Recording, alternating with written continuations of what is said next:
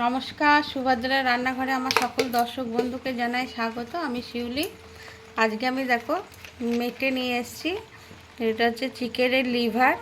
তো আমি জলে দিয়েছি, একটু লবণ দিয়ে দিলাম আর 1 চামচ মতো ভিনিগার দিয়ে দিলাম।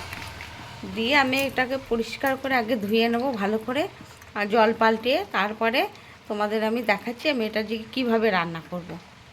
আমি কড়া বসিয়ে দিয়েছি, কড়াতে সর্ষের তেল দিয়েছি। রান্নাটা আমি সর্ষের তেলেই বানাবো।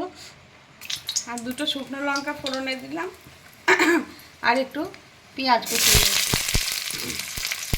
পেঁয়াজ দিয়ে দিলাম। আবার একটু ভাজা ভাজা করে নেব। পেঁয়াজটা আমার ভাজা ভাজা হয়ে গেছে, আর আদা রসুন আর কাঁচা লঙ্কার পেস্টটা আমি দিয়ে দিলাম। দিয়ে এটা ভালো করে একটু কষিয়ে নেব। রসুনের পেস্টটা আমার ভালো করে কষানো হয়ে গেছে। এবার একটু টমেটো দিয়ে দিচ্ছি, বা টমেটোটা দিয়েও আমি একটু ভালো করে কষিয়ে নেব। টমেটো, আদা রসুন কাঁচা লঙ্কা কষানো একদম কমপ্লিট হয়ে গেছে সুন্দরভাবে।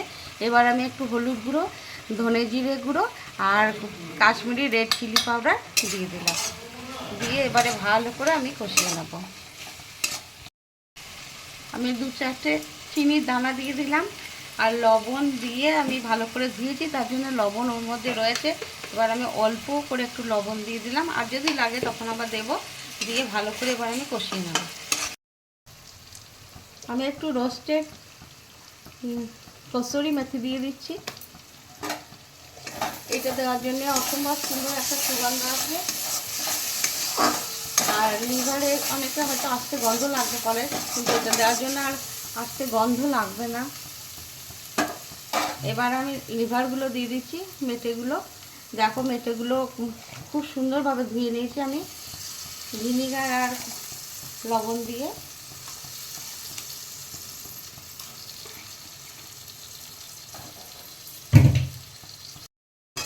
এবার আমি ভালো করে কষিয়ে নেব,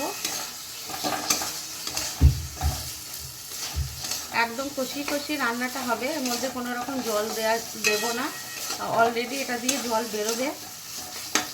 হ্যাঁ, তোমরা এইভাবে কষিয়ে কষিয়ে রান্না করবে, খেতে অসম্ভব ভালো লাগে।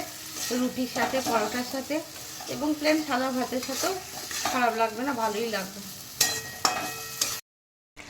দেখো মেটেটা দিয়ে কীরকম মানে জল বেরিয়েছে আর তেল ছাড়তে শুরু করে দিয়েছে। আমার প্রায় হয়েই এসছে, আর একটুখানি হবে। এই জোয়া হয়ে গেছে প্রায়। আর একটু মানে মানে ঝোলটা আর একটু শুকনো করব। আমি একটু চাপা দিয়ে দিচ্ছি। আমি একটু হোমমেড গরম মশলা গুঁড়ো ছড়িয়ে দিলাম, আমার বানানো নিজের ঘরের। আর একটু এটা হচ্ছে গোলমরিচের গুঁড়ো দিয়ে দিলাম। ব্যাস,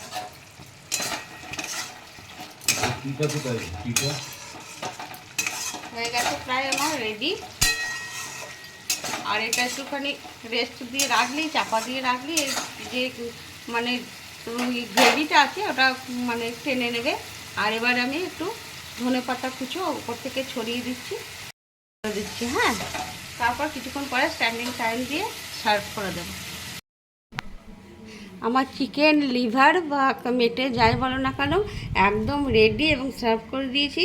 তোমরা আমি যেভাবে বানিয়েছি সেইভাবে অবশ্যই একবার বানাবে, বানিয়ে খাবে, খেয়ে আমাকে কমেন্ট করে জানাবে তোমাদের কেমন লেগেছে আমার এই চিকেনের লিভার বা মেটে চচ্চড়ি।